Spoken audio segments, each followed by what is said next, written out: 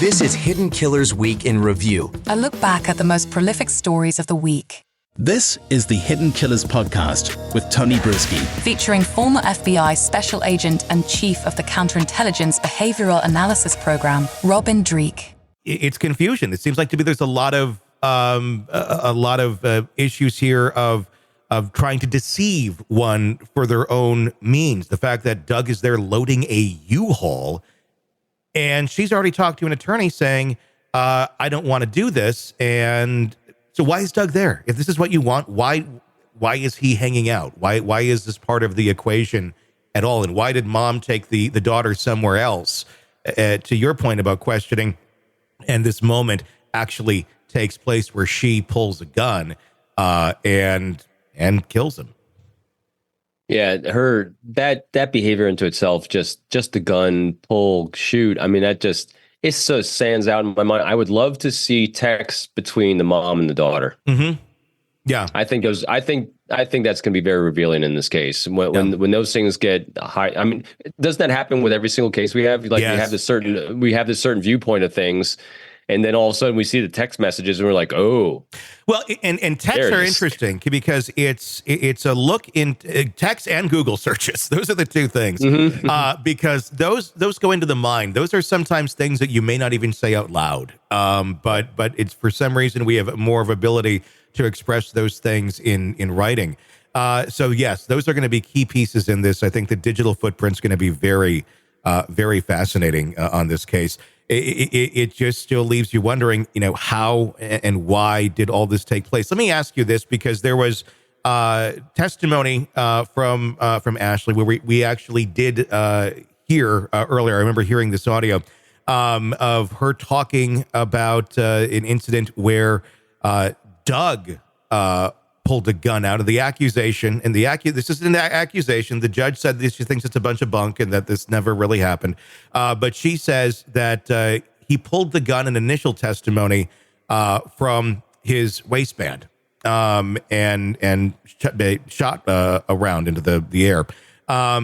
In further testimony, she says, he pulled it from the boot. Now, having a gun pulled on you is a kind of traumatic event, especially if it's something that you don't normally have happen, which I think most of us don't normally have happen. But you remember it. You remember every second of it. And you remember where it came from. Yes, it's a traumatic event, but it's one of those things that doesn't necessarily, I think, get misconstrued of pulling from a boot versus a waistband. I was in a situation once, and I can speak from experience on this. This isn't just my own conjecture. I was in a relationship where that all ended, obviously, but a gun got pulled on me because they were in a very depressive, suicidal state. And it was going back and forth. And I remember every freaking second of that. I'm not going to ever misconstrue that moment and go, maybe she pulled it from her purse. Or maybe she pulled, no, I can tell you exactly where that came from. What does that say about Ashley's story? The fact that she can mix up something that key? Well, to me, it shows it's a story. Yeah. It's incongruent. There's no consistency with the story, and the story sounds like a story. It sounds like something she read in a book. Mm-hmm.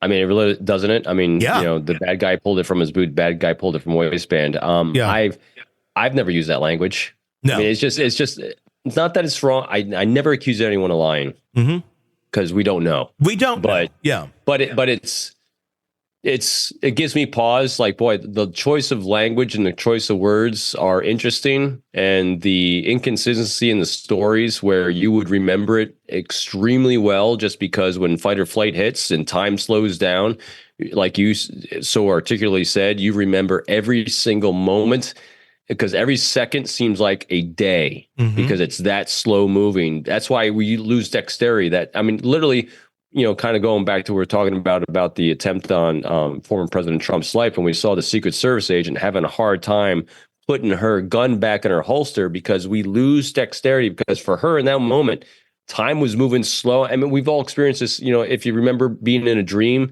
and you feel like you're trying to run, you can't really run, and you're so frustrated. That's what happens when your frontal cortex gets flooded with all those fight or flight hormones, you just can't move. You lose dexterity, but also you remember everything. You feel frozen in time as you're trying to move. And that's why training is the thing that kicks in. So your body hits natural reaction. So you don't have to think, because you're really not thinking in those moments. You're just seeing and absorbing. And so the fact that she has an inconsistent recollection of that is interesting. Well, and also the fact that a judge has already said that the quote is, "I don't believe there's one scintilla of truth to your abuse allegations." This was when they were going through the custody battle. That's going to be an interesting one to play to a jury. I know they were trying to get that excluded. I don't believe they did. So there's a lot that's not working in her favor. Again, I'm basing my opinion here on what exists right now in the evidence from what we know.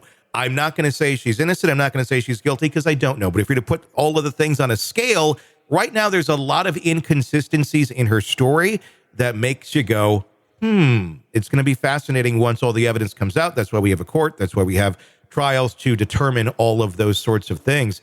But there's not a lot of evidence here on her part other than her claims. How is that going to play to a jury? I really think it's going to come down to texting between her and her mom.